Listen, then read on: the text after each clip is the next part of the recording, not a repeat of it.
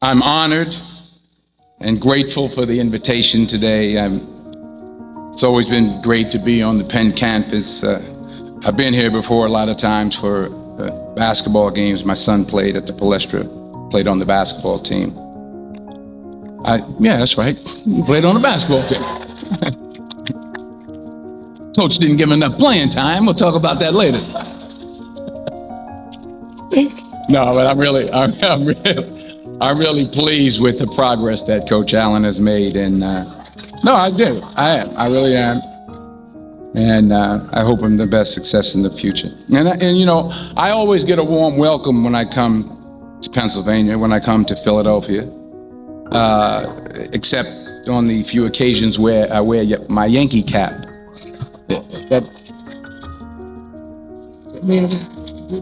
What's wrong with that? I can't suddenly just switch up and wear a Philly cap. I mean, it's like taking your life in your hands around here when you wear a Yankee cap. I'm telling you. I met a couple of guys and they were like, "Hey, we love you, Denzel, but you know, you walking around with that hat on, we don't care who you are." So you'll be happy to see that I'm not wearing my Yankee cap today. I'm wearing my Yankee socks, my Yankee t-shirt, my Yankee jock shorts, Yankee underwear, my Yankee toe warmers, but not my Yankee cap. But still, I'll be honest with you, I'm a little nervous. I'm not used to speaking at a graduation of this magnitude. It's a little overwhelming. It's out of my comfort zone. You dress me up in army fatigues or throw me on top of a moving train, someone said, unstoppable, or ask me to play Malcolm X, Reuben Hurricane Carter, or Alonzo from Training Day. I can do that. But a commencement speech, it's a very serious affair, and it's a very different ball game. There are literally thousands and thousands of people here. And for those who say, well, you're a movie star, millions of people watch you and watch you speak all the time, well, that's true. That's technically true. But I'm not actually in the theater watching them, watching me. I think that makes sense.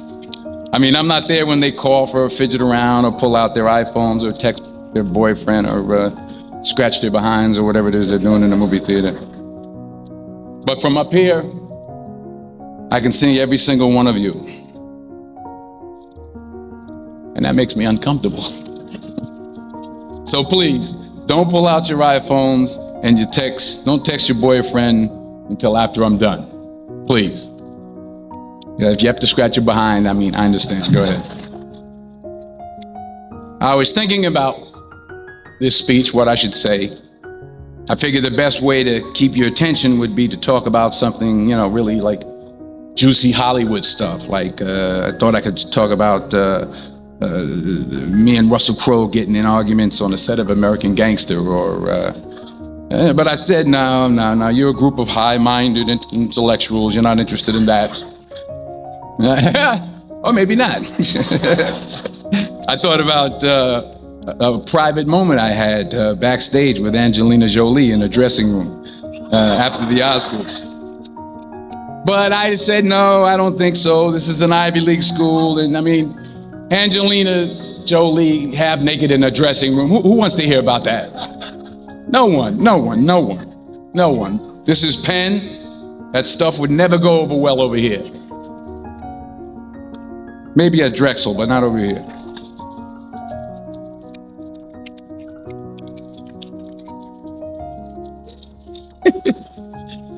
Woo, I'm in trouble now. So I was back to square one, feeling the pressure. So now you're probably thinking, if it was going to be this difficult, this much pressure, why did I even accept today's invitation in the first place? Well, you know, my son goes here, that's number one.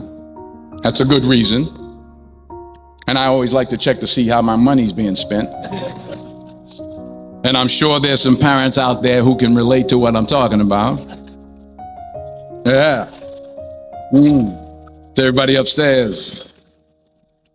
And there were some other good reasons for me to show up.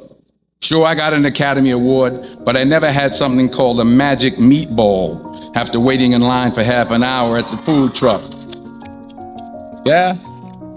Yes, I talked face to face with President Obama, but I never talked face to face with a guy named Queeter who sings bad songs over at Smokes on Tuesday night. I never been to Buies. I never been to Hemos. Yes, I have played a detective who battles demons, but I've never been to a school in my life where the squirrel population has gone bananas. I mean, they're breaking in the dorm rooms, they're walking around campus. I think I saw some carrying books on their way to class. So I had to be here. I had to come. Even though I was afraid I might make a fool of myself. In fact, if you really want to know the truth, I had to come exactly because I might make a fool of myself. Now, what am I talking about? Here it is. I found that nothing in life is worthwhile unless you take risks. Nothing. Nelson Mandela said, "There is no passion to be found playing small and settling for a life that's less than the one you're capable of living." Now, I'm sure in your experiences in school and applying to college and picking your major and deciding what you want to do with life, I'm sure people have told you to make sure you have something to fall back on. Make sure you got something to fall back on, honey. But I never understood that concept, having something to fall back on. If I'm going to fall, I don't want to fall back on anything except my faith. I want to fall forward. I figure at least this way I'll see what I'm going to hit. Fall forward. This is what I mean. Reggie Jackson struck out 2,600 times in his career, the most in the history of baseball. But you don't hear about the strikeouts. People remember the home runs. Fall forward. Thomas Edison conducted 1,000 failed experiments. Did you know that? I didn't know that. Because the 1,001st was the light bulb. Fall forward. Every failed experiment is one step closer to success. You've got to take risks, and I'm sure you've probably heard that before, but I want to talk to you about why that's so important. I got 3 reasons, and you can pick up your iPhones. First, you will fail at some point in your life. Accept it. You will lose. You will embarrass yourself. You will suck at something. There's no doubt about it. And I know that's probably not a traditional message for a graduation ceremony, but hey, I'm telling you, embrace it because it's inevitable. And I should know. In the acting business, you fail all the time. Early on in my career, I auditioned for a part in a Broadway musical. Perfect role for me, I thought, except for the fact that I can't sing. So I'm in the wings. I'm about to go on stage, but the guy in front of me, he's singing like Pavarotti. He's just and he's just going on and on and on, and I'm just shrinking. I'm getting smaller and smaller. So they say, "Oh, thank you very much, and you'll be hearing from us." So I come out with my little sheet music, and it was Just My Imagination by the Temptations. That's what I came up with. So I hand it to the accompanist, and she looks at it and looks at me and looks out at the director and was like, ah.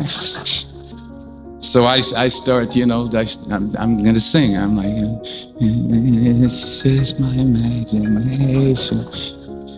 Once again, and then coming away with me. And I'm not saying anything, so I'm thinking I'm getting better. So I just start getting into it. It was just my imagination. Running. This, thank you very much, Mr. Washington. Thank you. So I assumed I didn't get the job. But the next part of the audition, he called me back. The next part of the audition is the acting part of the audition. Now I'm like, hey, okay, maybe I can't sing, but I know I can act. So they pair me with this guy. And again, I didn't know about musical theater. And musical theater is big, so they can reach everyone all the way in the back of the stadium. And I'm more from realistic, naturalistic kind of acting where you actually talk to the person next to you. So I don't know what my line was. My line was, well, hand me the cup. And his line was, well, I will hand you the cup, my dear. The cup will be there to be handed to you. I said, oh, okay. Well, should I give you the cup back? Oh, yes, you should give it back to me because you know that is my cup and it should be given back to me. I didn't get the job. But here's the thing. I didn't quit. I didn't fall back. I walked out of there to prepare for the next audition and the next audition and the next audition. I prayed. I prayed and I prayed. But I continued to fail and fail and fail. But it didn't matter because you know what? There's an old saying, you hang around the barbershop long enough, sooner or later you're going to get a haircut. So you will catch a break, and I did catch a break. Last year, I did a play called Fences on Broadway. Someone talked about it. Won the Tony Award.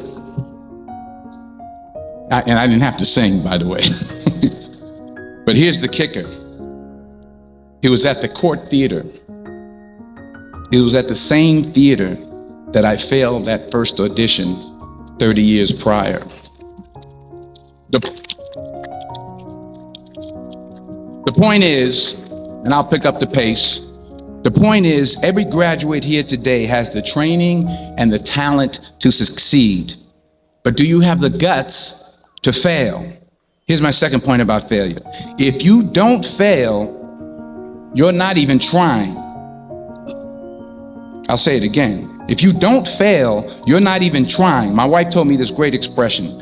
To get something you never had, you have to do something you never did.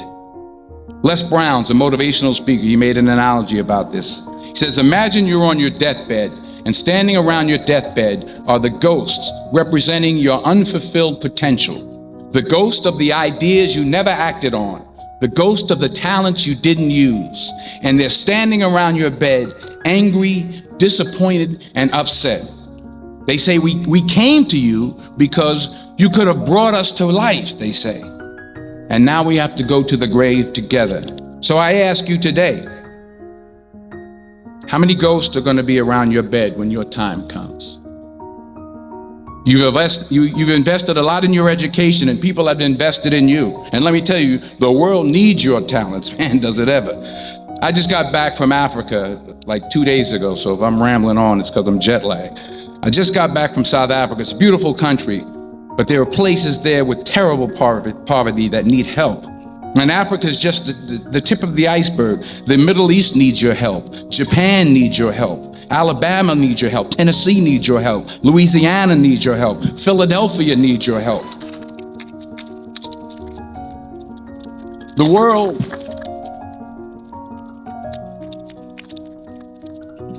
world needs a lot, and we need it from you.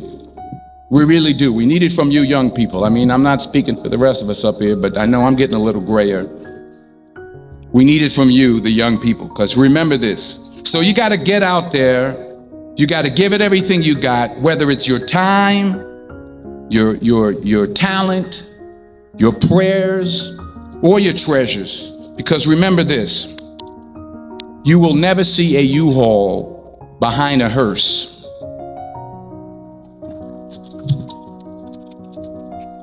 I'll say it again. You will never see a U-Haul behind a hearse. You can't take it with you. The Egyptians tried it, and all they got was robbed.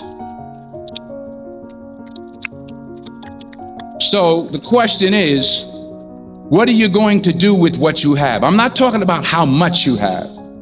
Some of you are business majors. Some of you are theologians, nurses, sociologists. Some of you have money. Some of you have patience. Some of you have kindness. Some of you have love. Some of you have the gift of long suffering, whatever it is, whatever your gift is.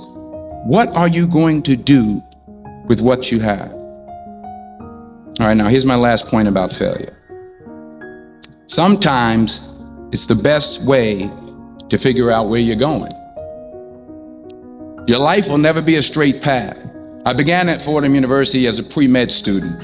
I took a course called cardiac morphogenesis. I still can't say it. It's cardiac morphogenesis. I couldn't read it. I couldn't say it. I sure couldn't pass it.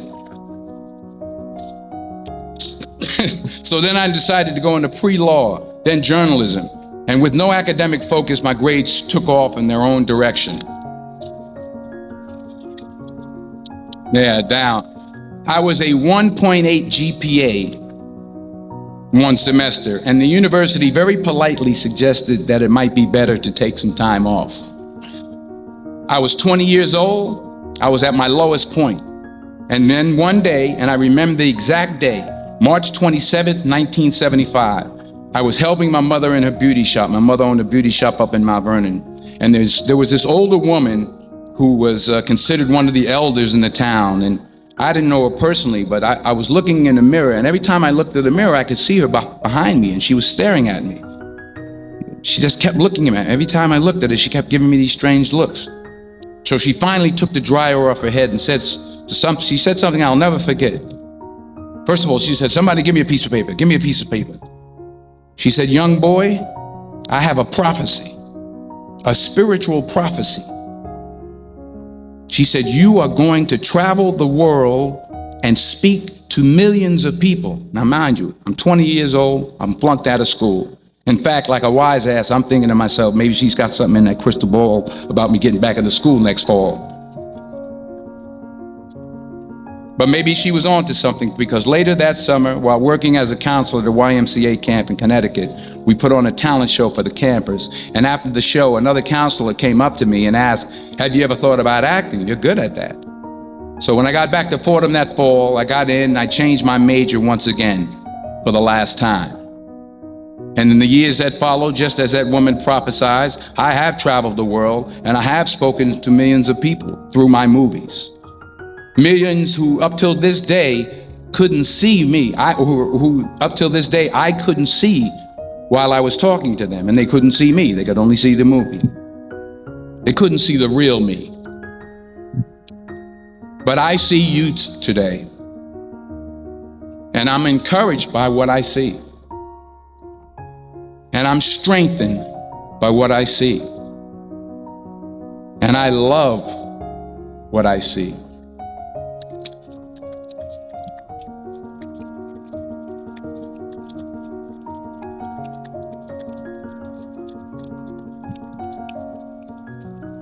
One more page, and I'll shut up.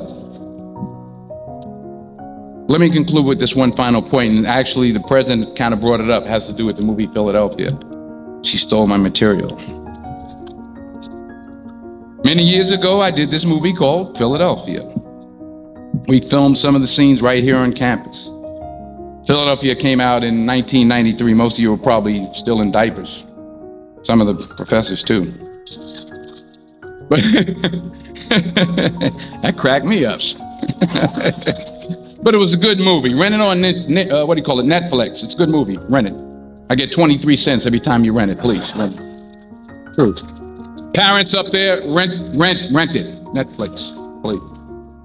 Tell your friends too. It's about a man played by Tom Hanks who's fired from his law firm because he has AIDS. He wants to sue the firm, but no one's willing to represent him until a homophobic ambulance chaser lawyer, played by yours truly, takes on the case. In a way, if you watch the movie, you'll see everything I'm talking about today. You'll see what I mean about taking risk or being willing to fail.